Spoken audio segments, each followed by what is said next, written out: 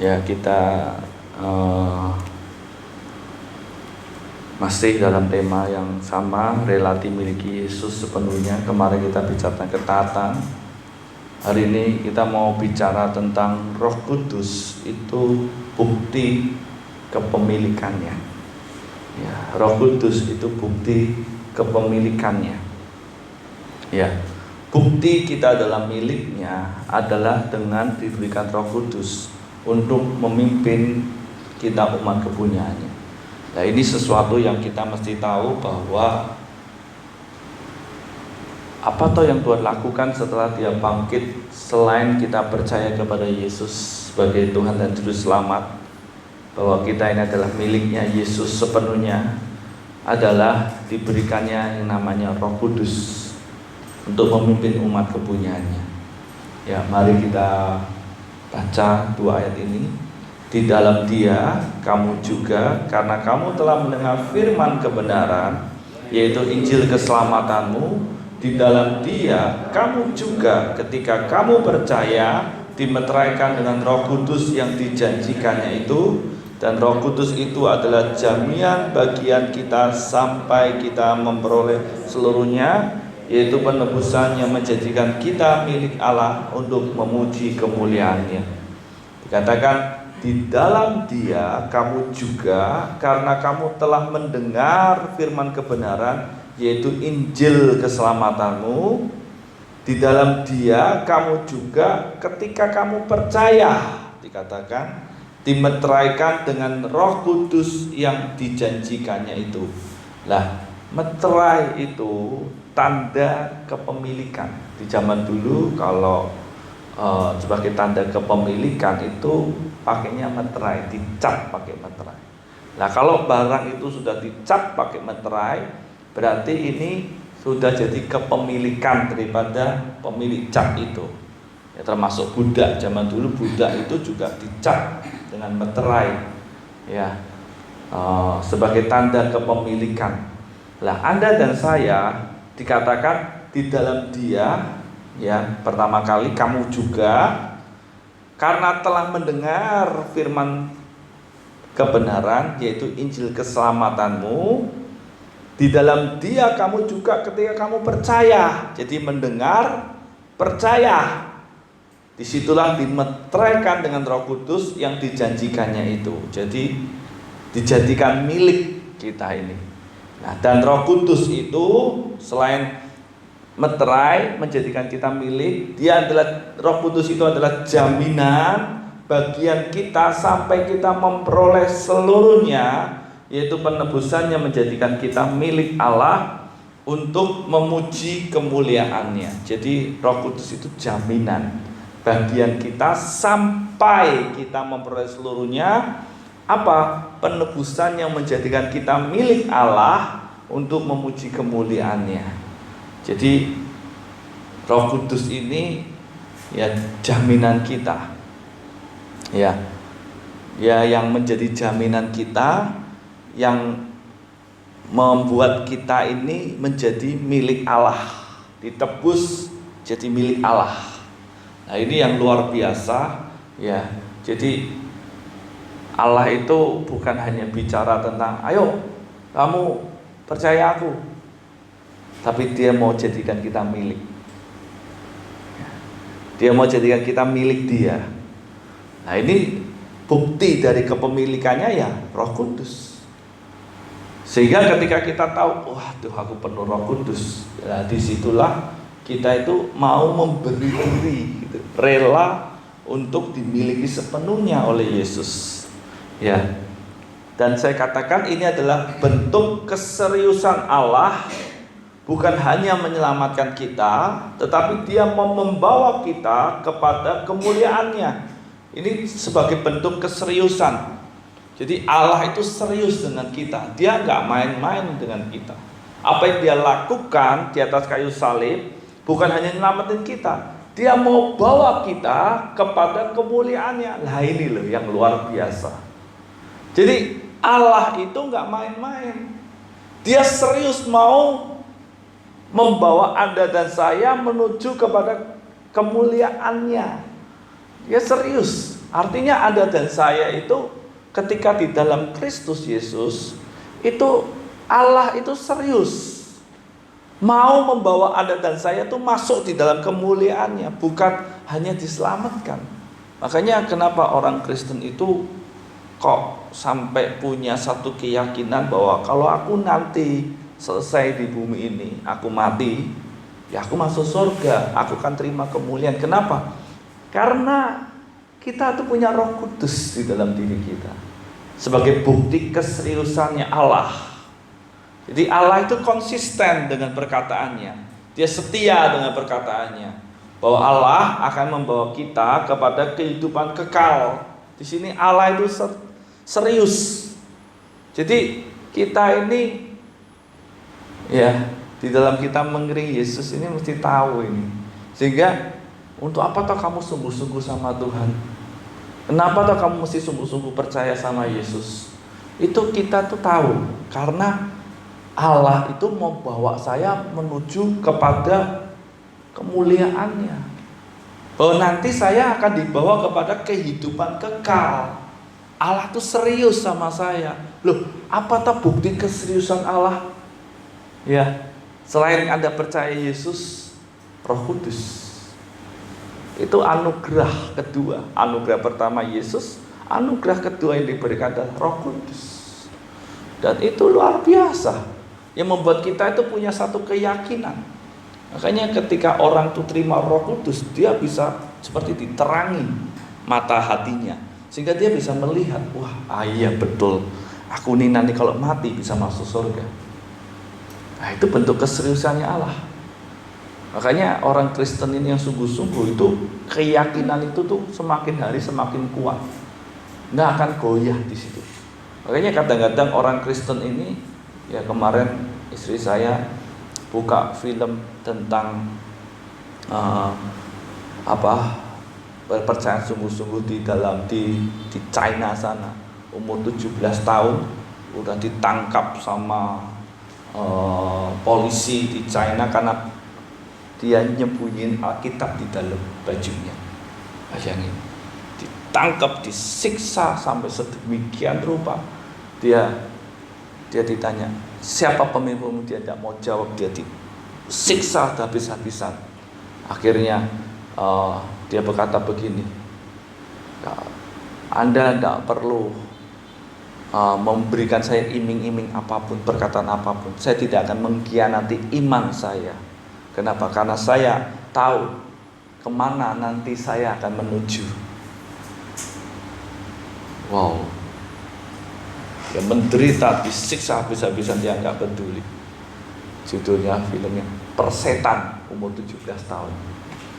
Kenapa? Dia masih 17 tahun, punya masa depan.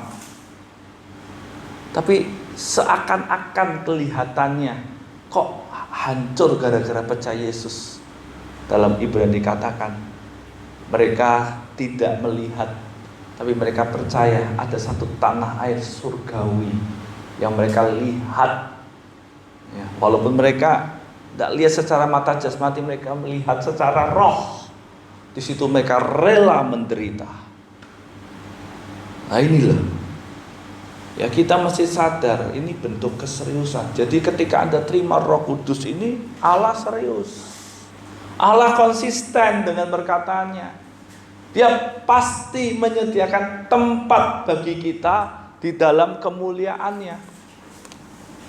Ya, dia pasti sediakan tempat di dalam kemuliaannya. Jadi Allah itu serius dengan kita. Makanya di dalam Yohanes 3 ayat 5 dikatakan begini. Jawab Yesus, Aku berkata kepadamu, sesungguhnya jika seorang tidak dilahirkan dari air dan roh, ia tidak dapat masuk ke dalam kerajaan Allah. Ya, jika seorang tidak dilahirkan dari air dan roh, jadi bukan hanya baptisan, tapi juga Anda membutuhkan yang namanya baptisan Roh Kudus, penuh Roh Kudus, supaya masuk dalam kerajaan Allah. Nah, ini percakapan dengan Nikodemus di dalam ayat 16 di pasal yang sama. Dikatakan karena begitu besar kasih Allah akan dunia ini, sehingga ia telah mengaruniakan anak yang tunggal, supaya setiap orang percaya kepadanya tidak binasa, melainkan beroleh hidup yang kekal. Kalau Anda baca dalam pasal yang ketiga Yohanes, ini percakapan Yesus ya banyak bicara tentang kekekalan. Dan ini luar biasa. Yesus sendiri bicara tentang kekekalan. Dia serius. Allah ini serius untuk membawa Anda dan saya itu masuk di dalam kemuliaannya. Dalam kehidupan kekal dia serius. Dia nggak main-main. Ya. Sebabnya dia memberikan kita itu Roh Kudus. Supaya apa? Supaya Anda itu bisa beroleh itu. Bayangin kalau Allah tidak memberikan Roh Kudus, Yesus tidak memberikan Roh Kudus dalam hidup kita, apa yang terjadi? Ya, kita nggak akan pernah bisa masuk ke dalam kehidupan kekal. Perkataan Tuhan itu jadi perkataan yang nggak mungkin terjadi dalam kehidupan kita. Tapi karena Yesus itu minta kepada Bapa untuk Roh Kudus diberikan kepada kita, kita punya yang namanya jalan terbuka untuk bisa ke sana. Ya. Maka Roma 8 ayat 14 sampai 16, semua orang yang dipimpin Roh Allah adalah anak Allah. Ya, semua orang yang dipimpin Roh Allah adalah anak Allah. Sebab kamu tidak menerima roh perbudakan yang membuat kamu menjadi takut lagi, tapi kamu telah menerima Roh yang menjadikan kamu anak Allah. Oleh Roh itu kita berseru ya Aba ya Bapa. Roh itu bersaksi bersama-sama dengan roh kita bahwa kita adalah anak-anak Allah. Ini Anda perhatikan ya. Semua orang yang dipimpin Roh Allah adalah anak Allah. Semua orang yang dipimpin Roh Allah adalah anak Allah. Ya. Sebab kamu tidak menerima roh perbudakan yang membuat kamu menjadi takut lagi. Apa ini perbudakan apa? Perbudakan dosa yang membuat kita takut kepada maut. Dalam Ibrani dikatakan yang takutnya kepada maut dia membebaskan itu. Jadi dikatakan kamu tidak menerima roh perbudakan yang membuat kamu menjadi takut lagi. Ini loh.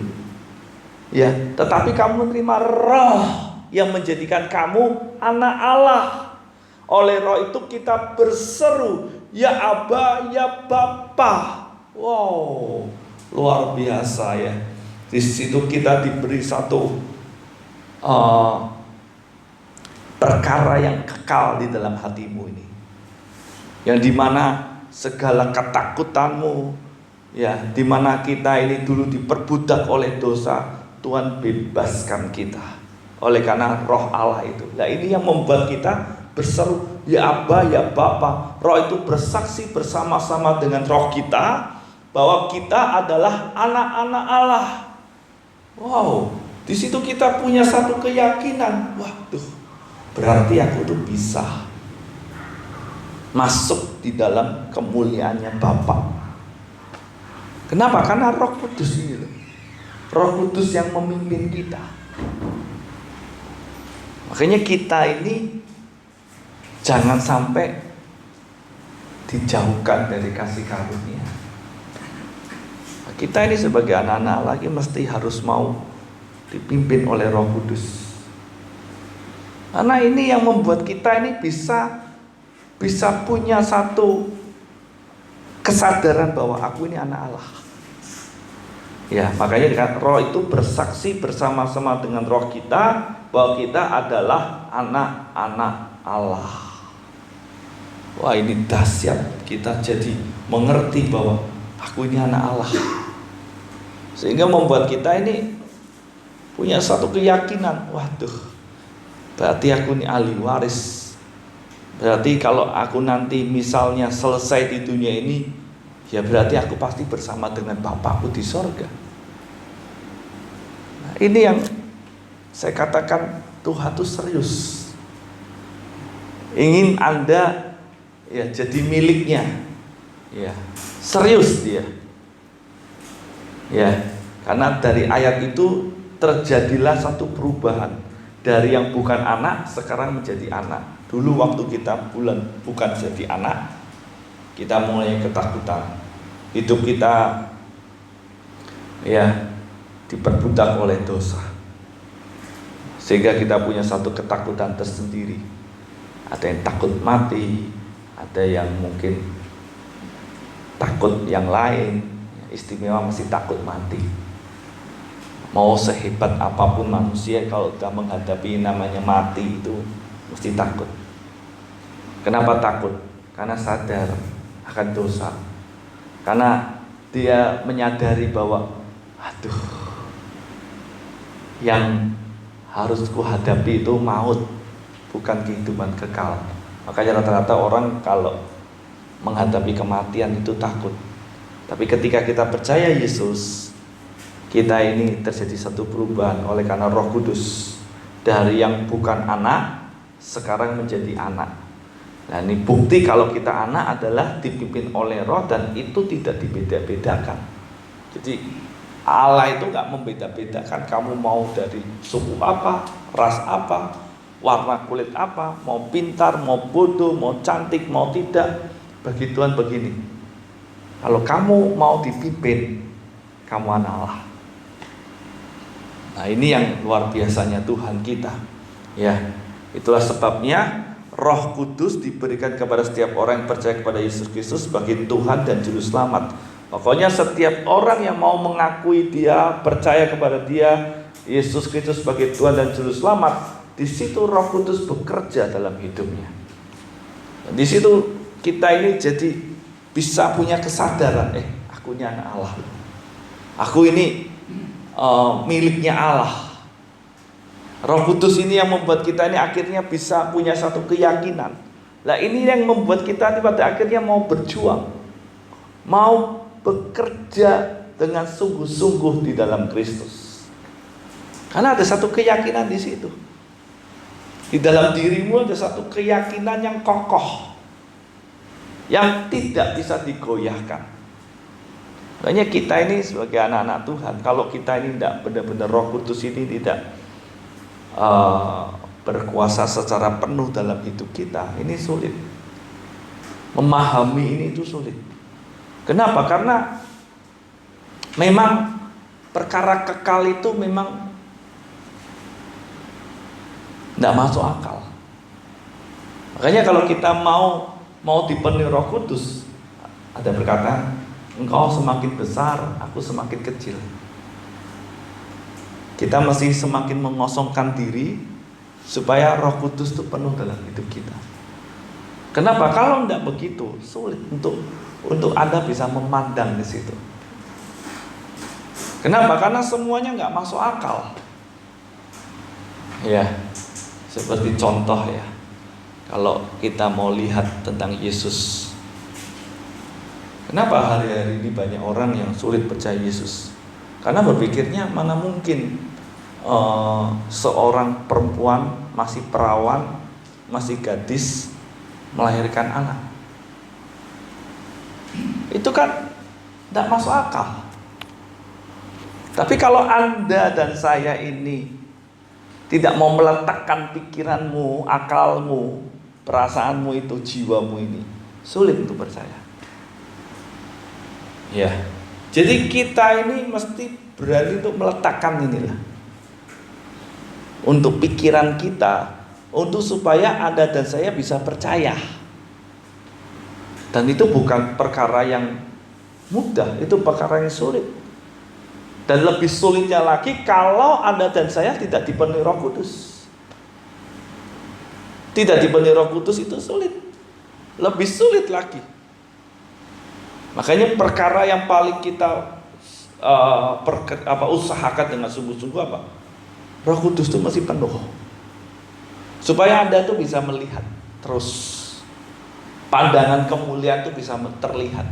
Bagaimana supaya Roh Kudus itu penuh? Firman dan doa. Ya, waktu saya nonton film itu, dia dalam kondisi kesendirian. Awalnya dia dengan pamannya sakit, dia sendiri. Dia sudah berteriak, Tuhan aku gak kuat. Tuhan ingatkan tentang firman yang dia baca bersama-sama. Di situ dia mulai baca, dia ingat apa yang dia baca dulu. Di situ dia kuat lagi.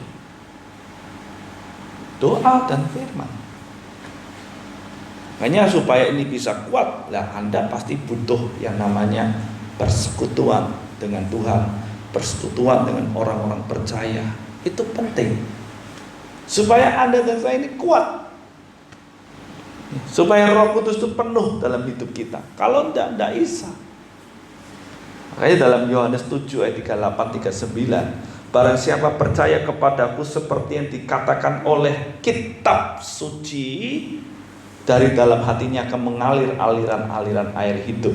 Yang dimaksudkannya ialah roh yang akan diterima mereka oleh mereka percaya kepadanya. Sebab roh itu belum datang karena Yesus belum dimuliakan. Jadi percaya kepada Yesus seperti yang dikatakan oleh kitab suci. Nih, Anda percaya ini sungguh-sungguh, ya percaya Yesus, apa yang dikatakan kitab suci, maka dari dalam hatimu ini mengalir. Kuncinya itu apa? Percaya. Percaya kepada apa? Firman-Nya. Ini kekuatan kita. Ya, makanya Injil adalah kekuatan Allah yang menyelamatkan setiap orang percaya. Makanya saya tidak pernah capek ya untuk mengingatkan setiap kita itu membaca Alkitab. Karena saya tahu ini mungkin Anda berkata gini, baca Alkitab capek, bosan. Tapi Anda tetap konsisten baca ya. Nanti dalam kondisi-kondisi kesesakan itu Tuhan itu waktu kamu capek, Tuhan bisa mengingatkan pakai firman yang kamu baca. Sehingga itu jadi kekuatan. Ketika kamu percaya, itu jadi aliran-aliran air hidup. Artinya ada satu kesegaran, kekuatan baru di situ. Tapi kalau orang nggak pernah baca Alkitab dalam kondisi sesak, susah, tidak ada yang ingat. Tuhan tidak bekerja dalam hidupnya. Iya. Kenapa? Karena tidak ada yang diingatkan. Makanya kenapa Anda perlu membaca, perlu terus ibadah begini, supaya itu firman Tuhan itu masuk. Sehingga untuk apa? Menolong kita di dalam kesesakan itu. Karena itu seringkali orang itu gagal itu di mana? Di kesesakan. Kenapa gagal di kesesakan? Karena mulai muncul ketidakpercayaan. Ketika dia nggak percaya, maka terjadi Roh Kudus itu menjadi tidak aktif.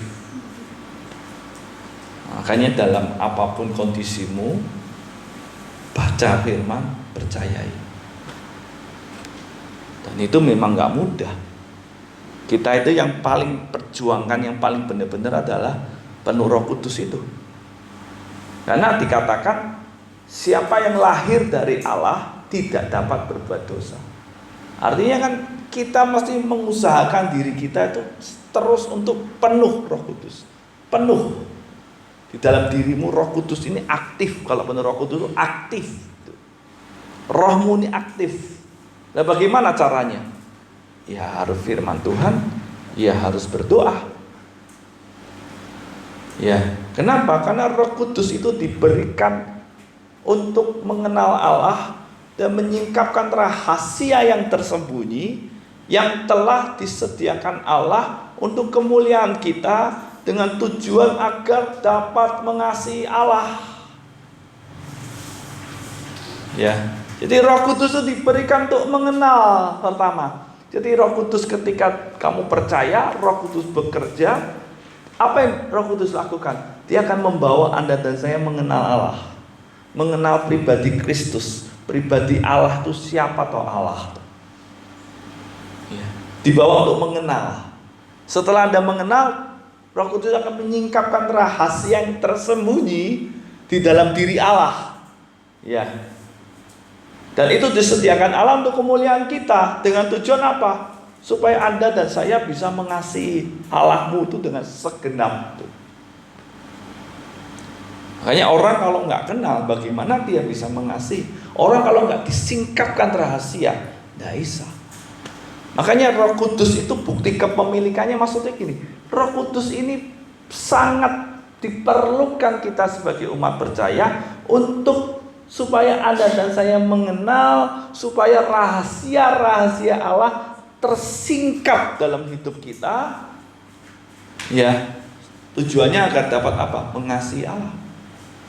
Makanya seringkali kenapa orang sulit mengasihi Allah? Karena nggak penuh. Hatinya sudah mulai nyerong gitu.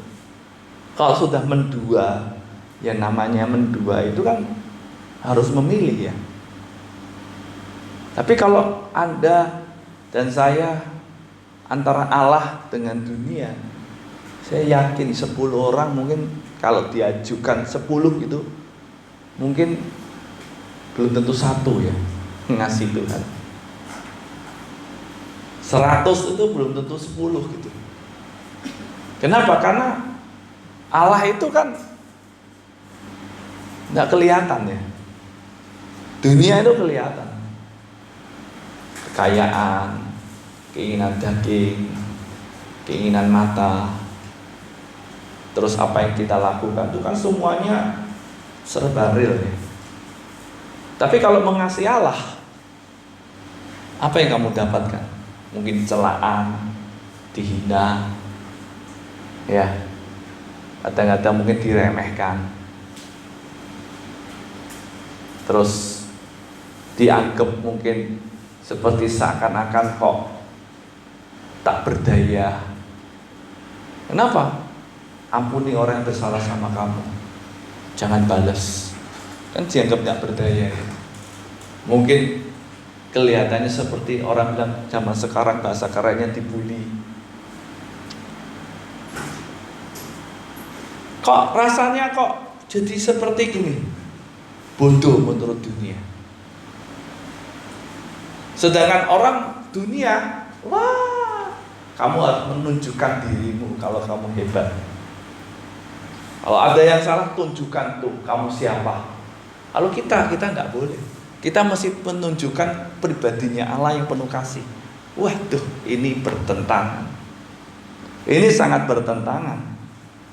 Nah, kalau Anda itu disuruh memilih, kita ini disuruh memilih, rata-rata orang akan memilih dunia daripada memilih Allah. Kenapa bisa begitu? Karena dia nggak penuh Roh Kudus.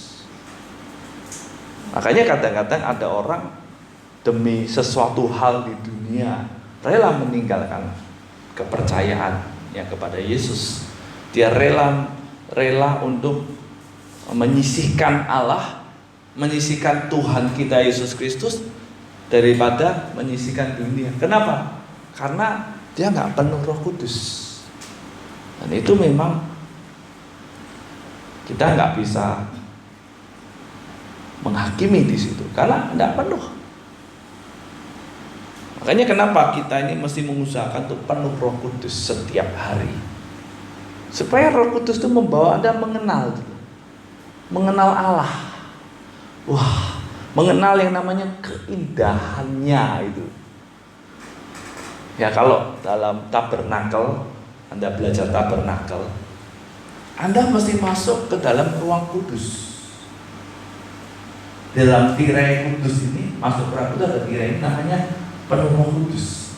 Ketika Anda masuk di situ, Anda akan melihat keindahan ruang kudus itu. Kenapa? Kalau di ruang halaman itu adanya cuma kayu, tembaga, tidak indah. Nah, seringkali orang hanya berada di situ halaman. Dia nggak melihat keindahan daripada pribadi Allah. Dia tidak mendapatkan penyingkapan rahasia. Nah, apa yang terjadi? Bosan. Apa yang terjadi? Mulai berkata, aduh, nah, nggak indah. Tidak ada sesuatu yang menarik. Kenapa? Karena dia berhenti di halaman itu. Makanya banyak orang Kristen ketika dia hanya di halaman, yang terjadi dia lebih baik keluar dari ruangan itu daripada aku berada di dalam ruangan yang begitu. Yang hari itu lihatnya cuma tembaga, tidak ada nilainya, kayu. Orang harus meneruskan masuk ke ruang suci, di mana di dalamnya itu emas. Ada yang namanya pelita itu dari bongkahan emas, dibuat, diukir, ditempa. Tidak boleh ada yang namanya sambungan dari bongkahan emas, benar-benar ditempa. Tidak boleh ada sambungan. Jadi 7 pelita itu, ada 7 pelitanya. Anda bayangkan, indah sekali di situ. Nah, kita ini bagaimana bisa penuh Roh Kudus? Jadi untuk orang itu bisa masuk ke ruang suci, dia itu harus penuh Roh Kudus. Ketika dia penuh Roh Kudus membawa dia ke ruang suci. Di situ ada yang namanya meja roti pertunjukan. Ini bicara tentang apa? Firman. Dalam meja roti pertunjukan 6 susun 2, 6. Apa itu bicara Alkitab kita nih? Berapa kitab? 66 kitab. Dahsyatnya Tuhan kita ya. Bicara tentang pelita, apa itu? Jadi saksi. Bicara tentang mezbah dupa, bicara apa? Bicara tentang doa.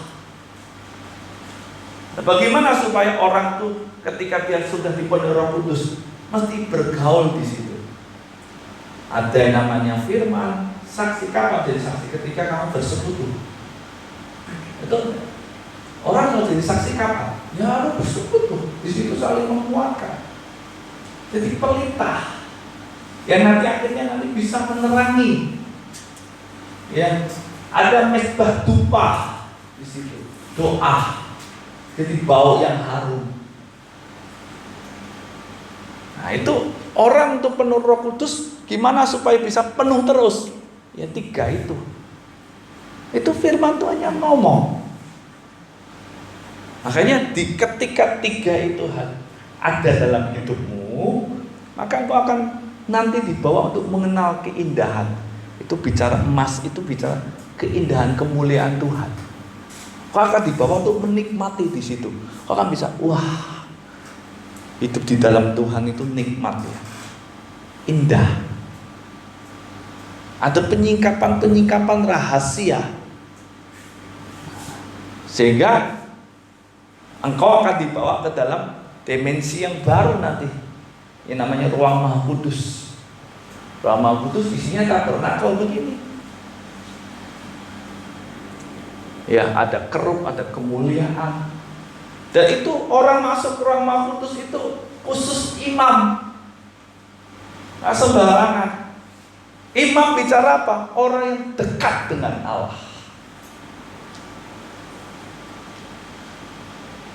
Nah inilah, Anda akan dibawa, sehingga Anda itu dan saya itu ketika mengenal, disingkapkan rahasia, di situ Anda akan semakin mengasihi. Wow, Tuhan, aku nggak bisa hidup tanpa kamu, Tuhan. Tapi kalau orang tidak dibawa ke situ, saya yakin dan percaya orang itu pasti akan mundur. Kenapa? Karena melihat begini, kok susah ya, membosankan. Ikut Tuhan kok biasa-biasa, membosankan. Kok bukannya ikut Tuhan tambah baik, kok kelihatan tambah buruk ya? Kenapa begitu? Karena dia nggak penuh Roh Kudus. Akhirnya membuat dia semakin menjauhi persekutuan. Ini real. Makanya orang itu harus masuk. Coba Anda kalau datang ke gereja ini, Anda cuma di halaman itu aja. Saya yakin nggak perlu 1 jam. Cuma di halaman, nggak ada orang di halaman. Bodoh-bodoh itu nggak sampai 1 jam keluar. Kenapa? Ngapain aku di halaman cuma duduk-duduk karena bodoh-bodoh? Beda. Anda di luar, Anda masuk, kumpul sama teman-temanmu, bersekutu. Anda akan menikmati itu. Kenapa? Karena di dalam Anda bisa menikmati AC, Anda bisa menikmati mungkin kipas angin, mungkin kalau ada pemain musik Anda bisa menikmati musik. Di luar Anda nikmati apa? Nah, seringkali orang sukanya di halaman, akhirnya keluar. Ya, mari kita sebagai orang-orang yang mesti rindu Tuhan penuhi aku, supaya aku kenal, supaya rahasiamu tersingkap dalam hidupku.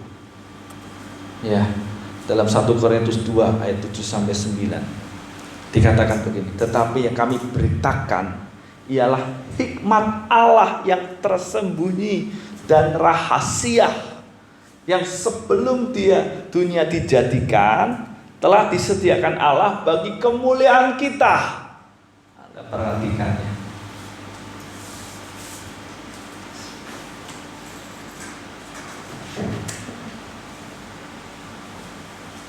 Ini kelihatan ya.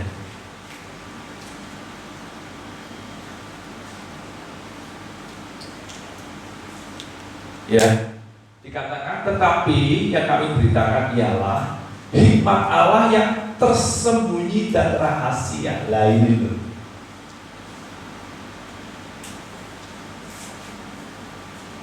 Yang sebelum dunia telah dijadikan Allah, telah disediakan Allah bagi kemuliaan kita. Anda perhatikan, disediakan Allah bagi kemuliaan kita, tersembunyi dan rahasia.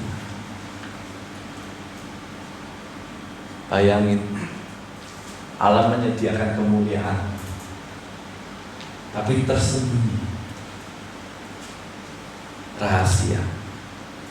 Disingkap kepada siapa? Orang percaya. Makanya di dalam selanjutnya, tidak ada dari penguasa dunia ini yang mengenalnya. Sebab kalau sekiranya mereka mengenalnya, mereka tidak menyalibkan Tuhan yang mulia. Siapa itu? Ini bicara tentang Yesus. Tersembunyi rahasia. Bayangin kalau ini disingkap dan Anda melihat kemuliaan yang disediakan Allah. Apa Anda tidak? Wow, Tuhan, aku mau Tuhan. Betul tidak? Itu kan seperti saya pernah sampaikan, orang menemukan harta karun di dalam sebuah ladang. Dia pulang, dia jual seluruh harta miliknya, rumahnya, untuk supaya beli ladang itu. Kenapa? Ada harta karun. Berarti orang menemukan mutiara, dia tinggalkan semua, buang, dia jual semua untuk beli mutiara yang paling berharga. Itu kenapa? Karena dia menemukan yang tersembunyi rahasia. Kayak orang kalau nggak menemukan ini, tersembunyi rahasia yang disediakan Allah bagi kemuliaan kita, sulit. Ada masalah sedikit, nyerah, kecewa. Kenapa? Karena dia nggak menemukan.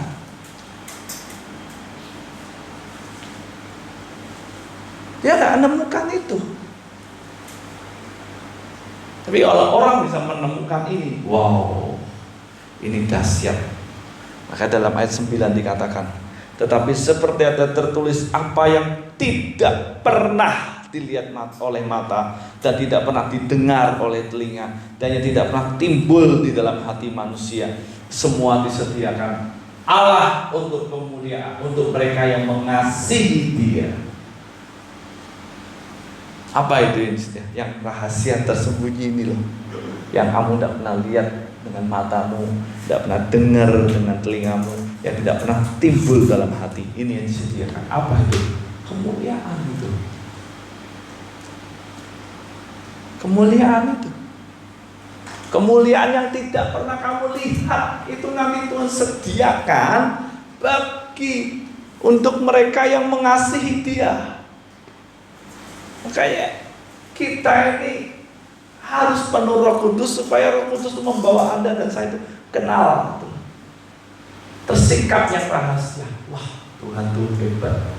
Kadang-kadang saya kalau baca Alkitab saya merenung. Kenapa ya? Tokoh-tokoh di Alkitab itu kok yang sungguh-sungguh itu kok sampai rela mati.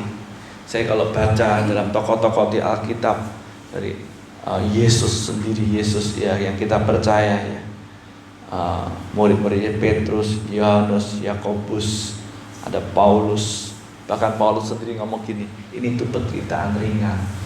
Kalau dibandingkan kemuliaan akan datang, tidak ada bandingnya. Kenapa? Karena ini dia melihat ini. Bahkan di dalam penjara ya, yang waktu itu dia di penjara yang paling sadis, dia sendirian di karantina sendirian dalam kondisi gelap. Ya, nulis surat dengan cuma hanya ini, dia tulis bersukacitalah senantiasa, mengucap syukurlah selalu dalam segala hal. Dia nulis itu bukan nulis dalam kondisi dia lagi senang-senang, lagi pesta orang, enggak, dalam penjara. Anda bisa bayangkan kenapa dia bisa begitu? Karena dia melihat ini. Bahkan dia ngomong gini, dulu yang aku anggap mulia, sekarang aku anggap sampah karena pengenalan kepada Kristus. Kenapa? Karena ini. Hanya kita ini kalau tidak menemukan ini sulit. Daud, seorang pribadi yang luar biasa, saya katakan, dia sudah jadi raja, tapi dia selalu ngomong gini di dalam kitab Mazmur, aku ini sengsara dan miskin. Raja kok sengsara, raja kok miskin? Harusnya kan enggak. Kenapa? Roh sengsara, miskin. Dalam kitab Petrus katakan, karena kamu di dunia ini menumpang sebagai orang asing. Kenapa bisa berkata begitu? Karena ini. Dan itu terjadi ketika Roh Kudus itu penuh dalam hidup kita. Makanya ini Allah tuh serius ingin kamu, Anda dan saya jadi miliknya itu dengan apa? Roh Kudus itu. Itu bentuk keseriusannya Allah. Dia gak main-main dengan kehidupan kekal. Dia gak main-main. Dia serius.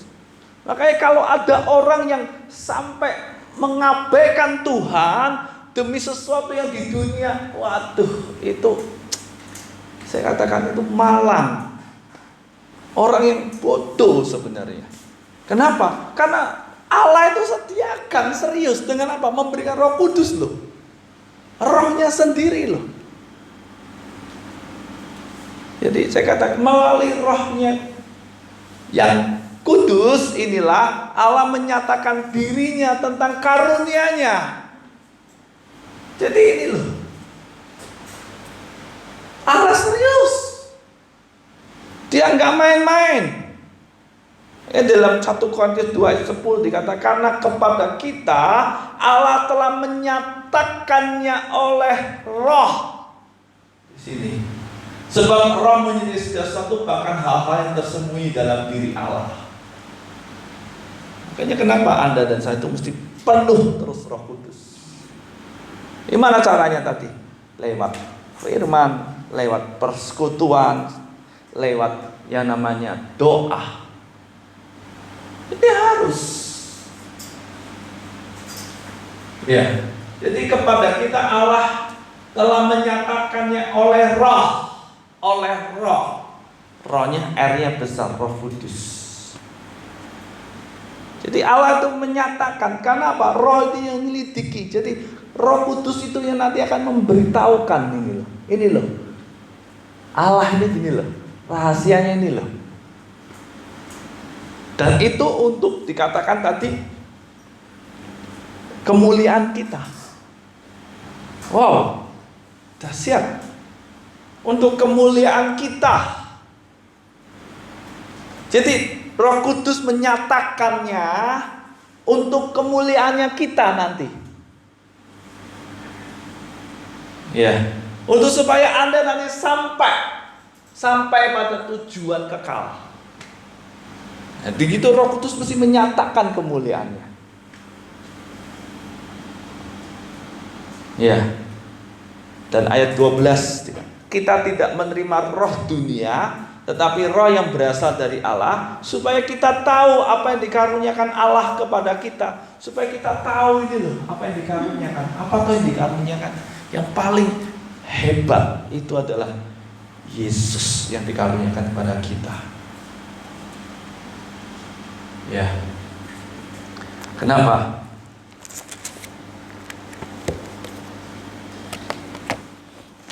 Di dalam 1 Korintus, coba Anda dan saya buka sebentar. Dikatakan, ya,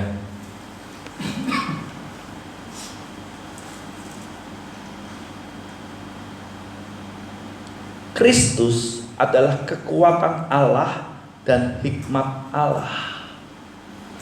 Jadi ini loh, karuniakan Allah kepada kita apa? Kekuatan Allah, hikmat Allah. Siapa? Kristus dalam 1 Korintus 1 ayatnya ke-24. Jadi ini loh yang dikaruniakan apa? Kekuatan Allah, hikmat Allah. Untuk apa? Untuk kemuliaanmu, pemuliaan kita loh. Woi, ini kalau kita ngerti dahsyat. Ya. Ayat yang ke-14, tetapi manusia duniawi, Anda perhatikan, tidak menerima apa yang berasal dari roh Allah, karena hal itu baginya suatu kebodohan, dan ia tidak dapat memahaminya, sebab hal itu hanya dapat dinilai secara rohani. Jadi kalau manusia duniawi itu, aduh, gak bisa terima, bodoh. Masa ada orang umur 17 ditangkap gara-gara percaya Yesus? Apa nalar dia? Bodoh. Pergi ibadah sungguh-sungguh sama Yesus, dibilang apa? Bodoh. Ngampuni orang, dibilang apa? Bodoh. Kita rela untuk meninggalkan segala yang tidak benar. Kita dibilang apa? Bodoh. Kenapa? Karena percayamu sama Yesus ini. Dan itu manusia duniawi tidak menerima. Nggak bisa. Makanya nggak heran, kenapa ada orang yang sudah dapat kerja, terus dia ninggalin Tuhan demi pekerjaannya. Walaupun dia mau aku percaya, tapi dia ninggalin. Kenapa? Ya karena dia manusia duniawi, nggak ngerti. Dia nganggap bahwa yang nyata itu ya yang sekarang ini, yang aku hari ini bisa terima duit, bisa terima ini semua yang aku untuk memenuhi kebutuhanku. Dianggap itu, kalau nggak ada itu dianggap bodoh. Makanya kadang-kadang kita ikut Tuhan tuh dianggap apa? Bodoh. Coba kalau di Alkitab, Anda kalau lihat Yesus bodoh atau enggak? Secara manusia, Anda katakan Yesus itu bodoh. Apa dia Allah bisa panggil malaikat untuk nolong dia? Kenapa enggak disuruh nolong? Kenapa harus mati di atas kayu salib? Udah hebat. Oh Allah mati di atas kayu salib. Kenapa manusia duniawi? Ya, Abraham punya anak, diserahkan sama Allah, disuruh serahkan anakmu. Itu kalau misalnya Anda hidup di zamannya Abraham cerita sama Anda, mungkin cerita sama Alif, aku punya anak, Tuhan suruh aku serahkan. Gak usah, jangan bodoh kau. Anak baru kamu lahirkan di masa tua, masa kamu mau serahin? Ya toh, Nuh disuruh bikin kapal. Orang di zamannya kan Nuh jangan bodoh. Masa ada namanya nanti hujan terus bisa bikin banjir? Nggak mungkin, Nuh jangan bodoh. Tuhan terus bodohin kamu. Ayub ketika dia dicobai oleh Tuhan, dia tetap percaya. Apa yang dikatakan istrinya? Kutuki Tuhan Allahmu. Mana Tuhan Allahmu? Bodoh kamu. Saya percaya Daud waktu berhadapan dengan Saul, dia nggak bunuh. Dia nggak bunuh dan pengentut. Apa nggak dibunuh? Bahkan Joab pada waktu Abner datang, ya walaupun dia motivasinya salah, dia pulang dengan selamat. Abner, Joab bilang gini, apa kau biarkan Abner? Kamu tahu tuh siapa orang? Kenapa kamu biarkan dia? Susu dia bunuh dia, tapas kawan-kawan. Kenapa dianggap Daud tidak putus? Anda perhatikan, kenapa manusia duniawi dia nggak ngerti. Bagi mereka itu kebodohan. Makanya ketika kita mau sungguh-sungguh sama Tuhan, justru kadang-kadang hidup kita malah justru seakan-akan kok jalan buntu. Bagi orang dunia bilang, kamu bodoh ikut Tuhan sungguh-sungguh.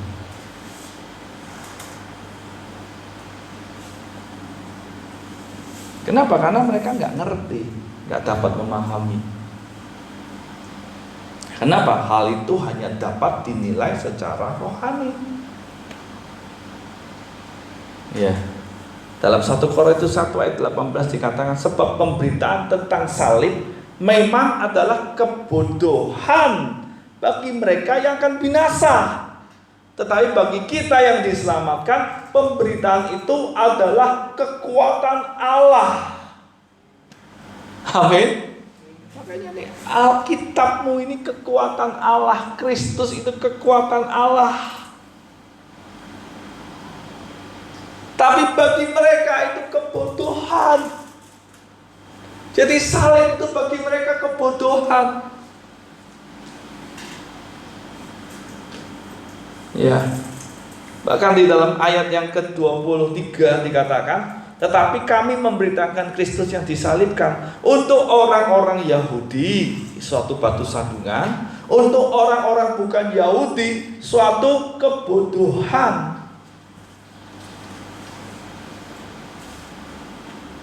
Suatu kebodohan. Dan memang hal itu nggak bisa dipahami sama orang-orang yang duniawi. Karena bagi mereka itu kebodohan. Anda ikut Tuhan itu bagi mereka kebodohan. Ya, suatu kebodohan. Kenapa? Karena hal-hal yang dulunya nggak masalah, sekarang nggak boleh. Ya, suatu kebodohan bagi mereka. Nah, dalam ayat yang ke-16 Paulus ngomong begini, sebab siapakah yang mengetahui pikiran Tuhan sehingga ia dapat menasihati dia? Tetapi kami memiliki pikiran Kristus. Memiliki pikiran Kristus. Jadi yang membuat Anda dan saya ini bisa memahami karena pikiran Kristus. Nah, Roh Kudus itu memberikan kepada kita ini rahasia-rahasia itu di dalam pikiran Kristus. Ya, caranya gimana? Roh Kudus itu menginsapkan dan mengubah kita untuk serupa dengan gambarnya, yaitu Kristus. Jadi kalau Anda baca dalam 2 Korintus 3 ayat 14 dikatakan, tetapi pikiran mereka telah menjadi tumpul, sebab sampai pada hari ini selubung itu masih tetap menyelubungi mereka. Jika mereka membaca perjanjian lama itu tanpa disingkapkan, karena hanya Kristus saja yang dapat menyingkapkannya. Hanya Kristus. Kenapa? Ada selubung. Makanya kenapa orang itu kok duniawi, terus kan ada selubung. Ya, ada selubung yang menutupi pikiran mereka, sehingga mereka ini tidak bisa percaya. Ya, nah, caranya gimana supaya selubung itu diambil? Ayat yang 16. Tetapi apabila hati seorang berbalik kepada Tuhan, maka selubung itu diambil daripadanya. Diambil. Caranya gimana? Berbalik kepada Tuhan. Percaya Yesus sungguh-sungguh. Nah kan nanti diambil selubung itu. Nah, ayat yang ke-17, 18, Paulus menjelaskan lagi. Sebab Tuhan adalah roh, dan di mana ada roh Allah, di situ ada kemerdekaan. Jadi ketika hati seorang berbalik, selubung itu diambil, maka roh Allah itu akan memberikan kemerdekaan. Kapan kemerdekaan terjadi? Ketika orang itu bisa mengerti kebenaran. Dalam Yohanes dikatakan Yesus ngomong gini, firman itu, kebenaran itu yang akan memerdekakan. Apa yang memerdekakan kita? Kebenaran. Kapan itu terjadi? Ketika selubung itu diambil. Makanya perkataan, kalau kamu percaya, jika kamu percaya kepadaku, seperti apa yang dikatakan oleh kitab suci, dari dalam hatinya mengalir aliran-aliran air hidup. Kapan? Ketika orang itu mau bertobat sungguh-sungguh percaya Yesus. Dikatakan jikalau orang itu percaya seperti yang dikatakan kitab suci. Jelas. Percaya kepada siapa? Yesus.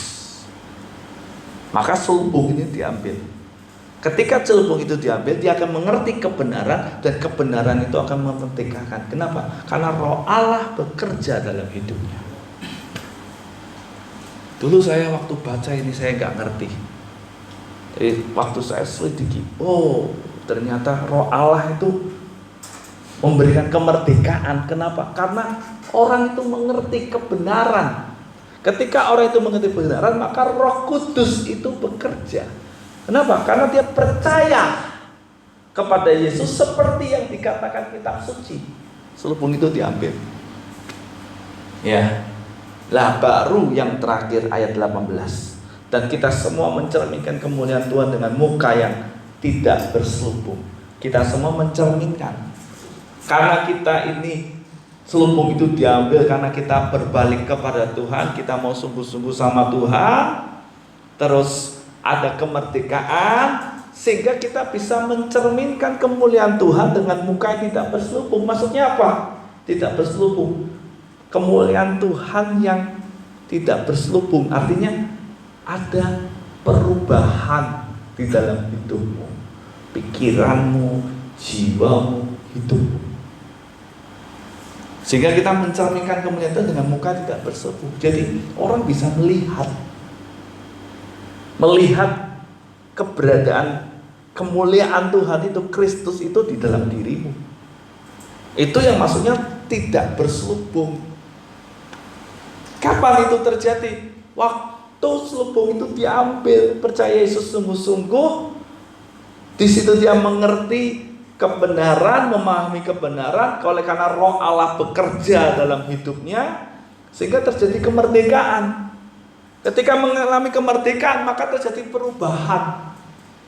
Nah, kenapa? Karena ada kebenaran, mengubah pikiran. Makanya orang itu tidak bisa berubah kalau dia tidak memahami, mengerti untuk kebenaran itu sendiri. Kenapa kau percaya Yesus? Makanya di tempat ini ada kelas keselamatan, ada doa malam, ada PA. Kenapa? Supaya Anda itu walaupun mungkin satu kali belum ngerti, tapi kalau terus datang, lama-lama jadi ngerti nanti. Waktu ngerti nanti, Anda itu seperti dimerdekakan nanti. Mungkin awalnya belum ngerti. Saya dulu tidak ngerti gitu-gitu. Saya takut datang. baca firman. Lama-lama Tuhan tuh singkapkan, saya berubah. Dulu saya orang minder, saya nggak ngerti gimana. Pokoknya saya taunya baca firman bisa sembuh. Saya baca ibadah. Ketika saya ngerti tentang siapa diri saya, langsung alami kemerdekaan. Saya mulai bisa mengalahkan keminderan saya. Kenapa? Karena kemerdekaan, mengalami kemerdekaan di dalam kebenaran. Tapi kalau orang nggak ngerti, ya dia akan terus begitu terus. Ya, makanya nggak heran kenapa orang nggak bisa bertobat, karena nggak ngalami kemerdekaan. Terus diperbudak. Kenapa bisa begitu? Karena tidak mau berbalik kepada Tuhan. Maka selubung itu terus ada dalam hidupnya. Ya, dan karena kemuliaan itu datangnya dari Tuhannya adalah Roh, ya, maka kita diubah lah ini menjadi serupa dengan gambarnya dalam kemuliaan semakin besar. Maksudnya ada yang mengalami perubahan itu terus, dan itu sifatnya meningkat, semakin lama semakin besar. Makanya kita ini perlu yang namanya ya ini berbalik kepada Tuhan. Kita perlu yang namanya terus dalam hidupmu ini mengkoreksi diri. Terus yang namanya kita ini mau percaya Yesus sungguh-sungguh, supaya selubung itu diambil. Ya, kalau selubung itu nggak diambil, nggak bisa. Makanya ada orang-orang yang pada akhirnya, kenapa kok nggak bisa berubah ya? Kenapa kok bisa begitu ya? Kenapa kok dia begitu terus ya? Ya karena selubung. Kenapa ada selubung? Ya karena dia nggak mau berbalik kepada Tuhan. Nah, makanya kita sebagai anak-anak Tuhan mesti terus ya percaya dan merendahkan diri sama Tuhan, supaya selubung dalam hidupmu itu diambil. Ya, kebenaran itu terus disingkap dalam hidup kita sehingga kita mengalami kemerdekaan. Kalau enggak, susah. Ya, jadi penting bagi kita. Ya, nanti Jumat depan saya mau bahas meresponi akan anugerah Tuhan. Ya, jadi gimana supaya apa yang Tuhan sudah karuniakan ini ya harus direspon. Nah, bagaimana meresponinya? Nah, Jumat depan saya akan sampaikan itu. Ya, mari kita tetap